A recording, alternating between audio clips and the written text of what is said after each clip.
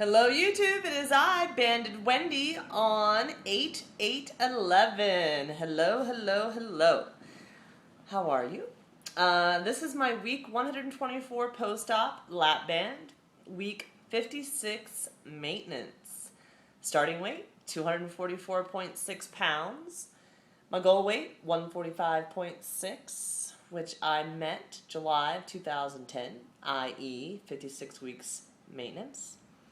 My new goal that I created in early July that I've been thinking about for a while is 138 pounds.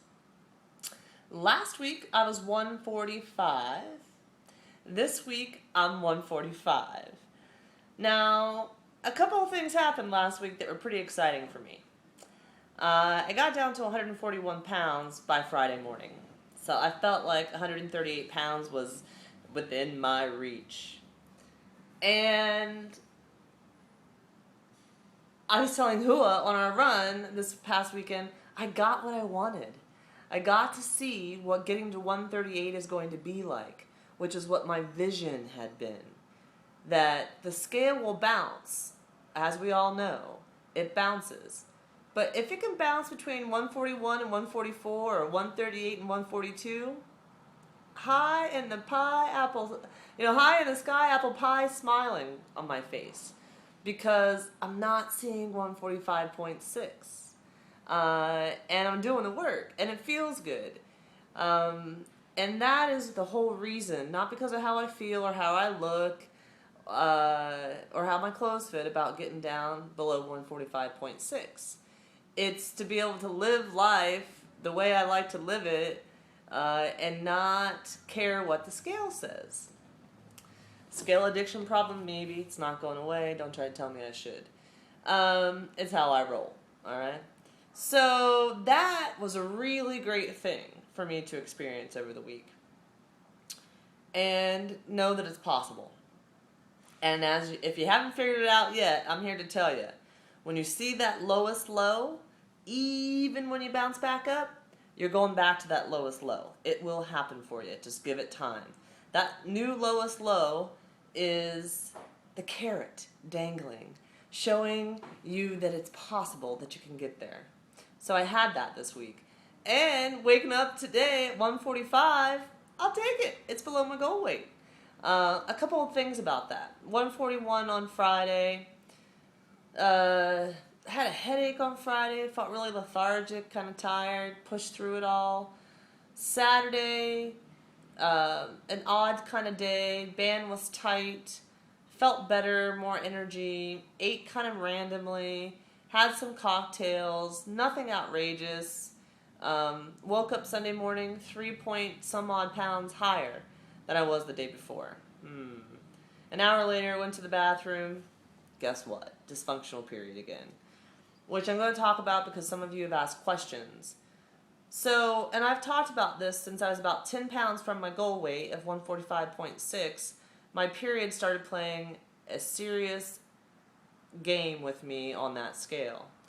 And it always drops the weight once the period goes away. About a year ago, I started getting infrequent or irregular seeming periods. Lasting longer, lasting shorter, spotting, different color, blah, blah, blah. So anyway, I've been working with my gynecologist on this. And what I have is a dysfunctional period. That means I'm not getting my period, yet I'm bleeding. Ooh, too much information, guys? I don't know. You ask, I'm here to answer. So this is something that happens to athletes. I guess I'm trying to be an athlete, right?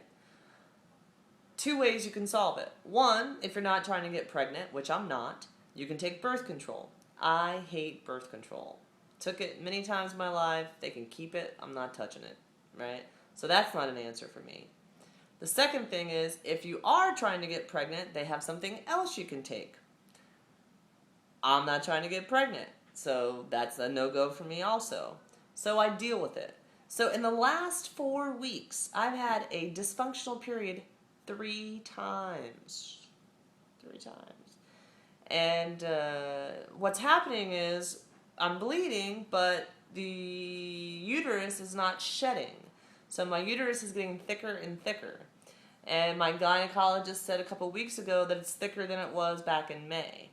So I'm going back in October to check it again. So we'll see. But it plays with the scale. So this morning it was up almost 4 pounds from Friday, with really no change to what I was eating or drinking or exercise. So, the scale is the truth, but I'm not sweating it, right? So there's the answer on this dysfunctional period. Last week I did an average. I was around 1,100 calories average per day. I was at 90 proteins average per day, 150 ounces of water average per day, and 890 calorie burn average per day. I was on it. 1,100 calories with all that burn, I'm happy with it. Water was solid, protein was okay. I should really be getting over 100, I think, but, progress, right? Not perfection. So, muscle versus fat. This is for you, Sally. Last week I wanted to talk about it, I ran out of time. Technically, I haven't lost any weight in a year, right? I've been 145 pounds. But over and over again, from you guys here on YouTube, from people on Facebook, from family members, from friends, from coworkers, you've lost more weight. You've lost more weight. No, I haven't. I really haven't. But, do you see that? I got some freaking muscle, guys. Yeah, I love it. Muscle versus fat. Put muscle on the scale, put fat on the scale. They both weigh 3 pounds. Okay? So there is no weight difference for muscle versus fat. That's a myth. People think that muscle is heavier than fat. Bull. Not the truth. They weigh the same. Okay? But there is a size difference. What I read was, if you took 3 pounds of muscle, it would look like a baseball, we'll say. And if you had 3 pounds of fat, it would look wiggly and jiggly like Jell-O and kind of hanging over the sides and no shape or form to it, right? So muscle's volume, total volume, is leaner and smaller than fat. I.e., I haven't lost any weight, but I'm leaner and smaller than when I was fat, or when I was just fat, right? So muscle's leaner, it takes up less room in the body, which makes you smaller, which they say online that it makes you more desirable. So you may weigh exactly the same when you build muscle, but you'll be smaller, leaner, better, and tighter as a whole in your body. And lastly, the thing about muscle is that it burns and boosts your metabolism, and it burns fat. So, I knew all these things from former life, and I had been incorporating resistance training, strength building, really since I started the Couch to 5K program, or shortly after, but I wasn't consistent, right? This year's goal was to be consistent with strength training. I have been. P90X really did it for me. I know, I owe 90 days pictures. I want to get the light the same and everything. I'll get there, I promise. But it's true. P90X, any type of strength training, whatever you're going to do it consistently. Build that muscle, will help you burn more calories, will make you leaner, firmer, tighter, all that stuff. Highly advise it. Okay, next. What was on my list last week? Plastic surgery. Yeah. So, if you watch my videos, you know my husband and I both are weight loss surgery patients. He's almost 9 years post-op gastric bypass. He's at his lowest weight last week. He's lost 267 pounds and kept it off. Yay! Mwah! I love my husband. And he's 6'8". And he's lived with his excess skin forever, right? And he's okay with it. He deals with it. It's life. He's hot, and I love him, and I married him, and he's mine. And he's proved to me that you don't have to be nipped and tucked to be happy after weight loss surgery. However, and I feel pretty darn good in who I am and what I look like, but I'm not perfect. And let me tell you, if you don't know, I've worked my butt off to look the way I do now. And so the theory or the idea of a little nip tuck to make you perfect is really gets appealing. Yes, it does. So anyway, Craig and I went on a field trip. And we went to go see a plastic surgeon. And I'll leave Craig out of this because this isn't his video and it's his personal information. But for myself, at 145 pounds, what the doctor had to say about me was that I have a figure 8 shape. And that he can tell how hard I've worked. And that most patients, weight loss surgery patients, do not have as nice a body to work with as I do. And he wasn't trying to get my money because it was not a money thing. Trust me.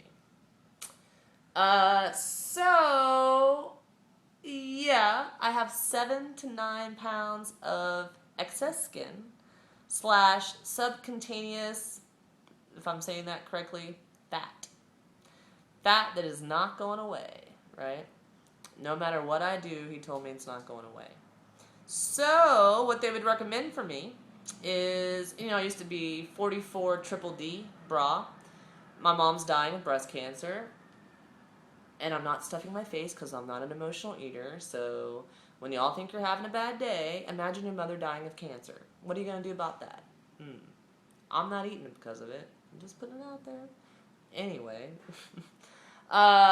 So what they're to do for me. Breast lift, implants, big B, small C. Athlete, and everywhere I've researched, anybody, at least celebrities, people you can actually go and research about their plastic surgery, start out super big with the D's and reduce. So I'm not going there. I would go B or C. And okay, fine, fill up some of this chest area and get rid of the sag, right? And then a full 360 body lift. That would make me perfect. Pretty perfect.